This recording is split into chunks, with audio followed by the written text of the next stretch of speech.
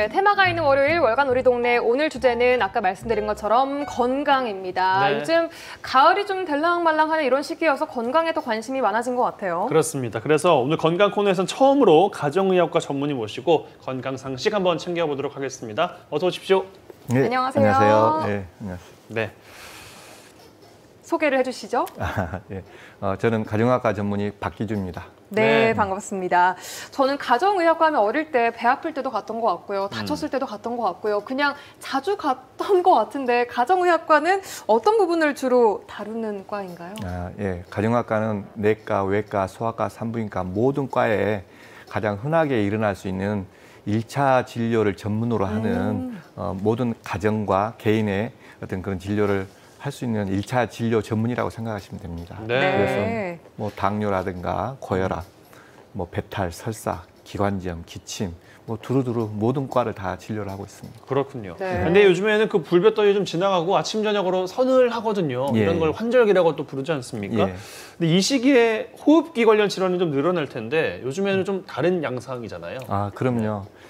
예전 같으면 이제 지금쯤이면 뭐 감기가 많아진다든가 기침을 해서 기관지염으로 해서 병원을 많이 이제 찾는 분들이 많은데 요즘은 이제 코로나로 인해서 여러분들이 뭐 손 씻기를 자주 한다 할지 뭐 마스크 쓴다 할지 그러다 보니까 기침이라든가 기관지염 환자들이 많이 줄었어요. 그래서 아무래도 예, 많이 줄었습니다. 네.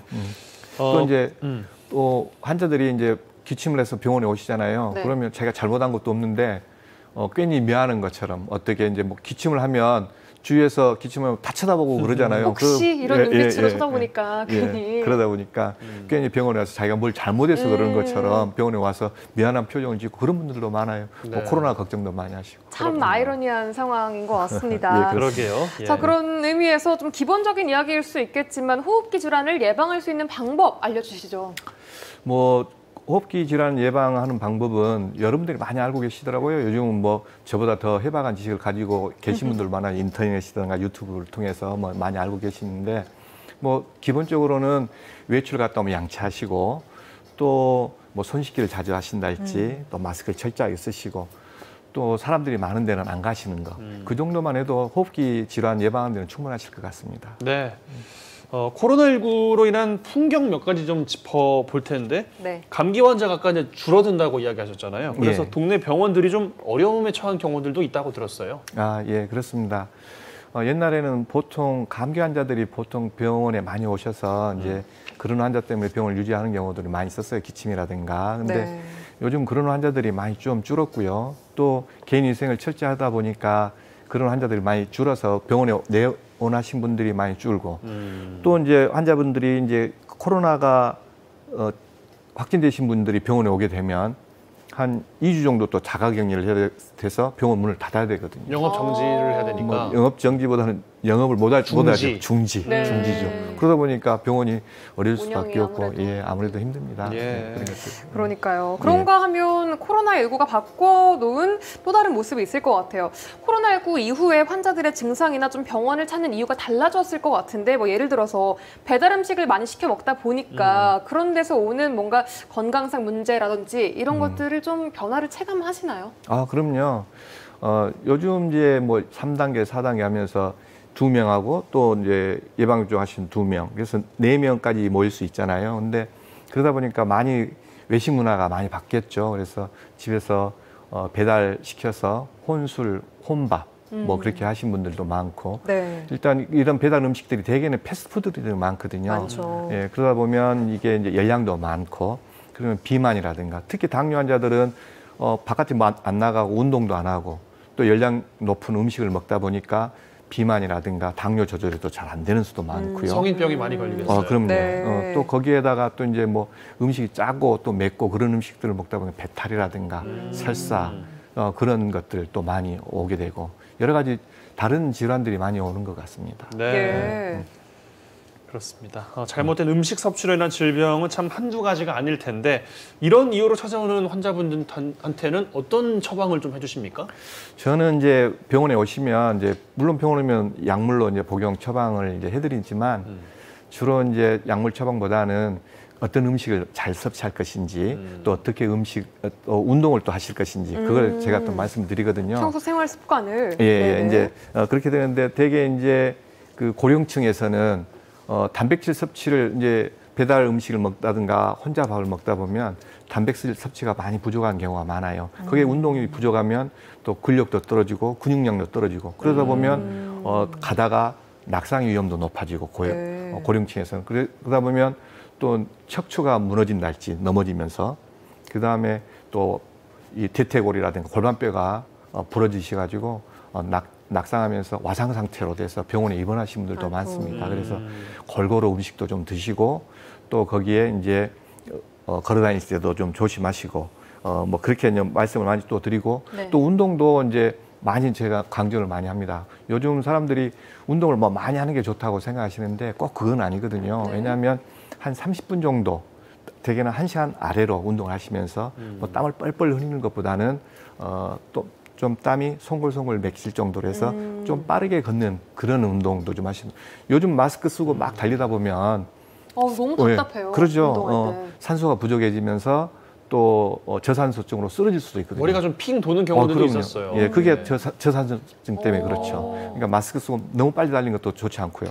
또 비만이 있으신 분들이 달리다 보면 무릎 관절에 이상이 올 수도 있어요. 그래서 너무 빨리 달리거나 너무 무리한 운동을 하시는 것은 오히려 건강에 더 해롭습니다. 네.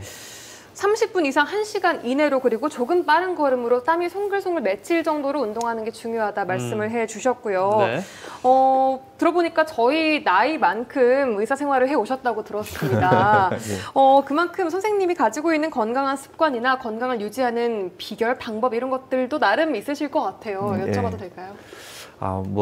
저는 뭐 건강 유지하는 게 뭐 따로 비결은 없어요. 여러분들이 다 아시다시피 이제 저는 주로 이제 스트레칭을 틈이 나는 대로 스트레칭 많이 하고요. 자주 하세요? 예, 자주 하고 또 아침에 일어나서 한 30분 이상 1시간 이내로 아침 산책하면서 명상을 좀 하기 그런 걸 하고 그다음에 물을 한 2리터 이상 많이 먹기. 하루에요? 예, 하루 2리터 이상 먹게 되면 순환이 되면서 배설물 같은 것도 혈액순환도 좋아지고 그래서 차나 녹차, 생수 그런 것을 많이 좀 드시고 그 다음에 이제 스트레스를 좀 적게 받으려고 노력을 많이 하고 있습니다. 뭐 스트레스가 내 마음대로 되는 건 아니지만 스트레스를 적게 받기, 또 좋은 음악을 들으면서 명상을 좀 하기, 그런 것들을 하는데 사실 뭐 내가 생각하는 거하고 또 그 참 많이 틀려지더라고요. 그게. 그래서 제일 중요한 건 뭐 스트레스가 만병의 근원이잖아요. 그래서 맞아요. 스트레스 적게 받기, 항상 즐겁게 생각하기, 네. 물 많이 먹기. 뭐 그런 정도로 건강을 유지하고 있습니다. 네, 사실 잘 알면서도 제일 하게 못 되는 것들도 대표적인 것들 말씀해 주신 것 같은데 그렇습니다. 이번 기회라도 한번 해봐야겠다라는 생각, 작심삼일이라도 좋으니까 한번 해보셨으면 좋겠습니다. 네, 자 그럼 이쯤에서 우리 시청자분들의 건강 궁금증도 열어보도록 하겠습니다. 네. 톡톡에 여러분들이 궁금했던 건강 이야기들을 주셨는데 소개를 해볼까요? 남편이 몇 년째 당뇨를 앓고 있습니다. 약은 꾸준히 먹고 있지만 눈에 띄게 나아지는 것 없이 늘 제자리입니다. 이런 환자들에게는 어떤 식이요법이나 운동요법이 필요할까요? 하셨네요. 당뇨는 참 많은 분들의 고민사항이잖아요. 예, 그렇죠. 예. 저는 당뇨 환자들이 저한테 오면 그 환자분한테 이렇게 이야기를 합니다. 어떻게요? 당뇨를 병으로 생각하지 말고 당뇨를 내 친구로 생각해라. 왜냐하면 안 친해지고 싶은 친구인데요. 그렇죠. 이별해야 될 것 같은데 얼른. 네. 그렇지만은 당뇨는 낫는 병이 아니에요. 대개는요. 그래서 평생 같이 갖고 가야 되는 병이고 그 당뇨 때문에 스트레스를 받으면 오히려 더 심해지거든요. 그래서 당뇨를 친구처럼 너무 스트레스 받지 말고 그렇게 지내는데 아까 운동도 당뇨 있으신 분들은 일주일치를 한꺼번에 뭐 등산을 막 5시간씩, 6시간씩 하면서 나 운동 많이 했다. 오히려 그건 저혈당 위험이라든가 오히려 더 안 좋습니다. 아까 말한 대로 30분 이상, 1시간 이내로. 러닝머신을 하게 되면 뭐 한 4 정도, 한 5 이상 안 되게 그런 식으로 운동을 좀 하시는 게 좋고요. 아침에 못하면 저녁이라도 동네 한 바퀴를 돈달지 아니면 요즘 공원 많이 좋잖아요. 공원을 돈달지 그렇게 해서 운동을 좀 하시는 게 당뇨하고 약물도 중요하지만은 운동 많이 하고 음식도 골고루 뭐가 좋다 해서 뭐 뱀이 좋으니까 아니면 여주가 좋으니까 막 그런 거 많이 먹지 마시고 골고루 적당히 섭취하는 게 좋다고 저는 말씀드립니다. 오늘 말씀 고맙습니다. 고맙습니다. 고맙습니다.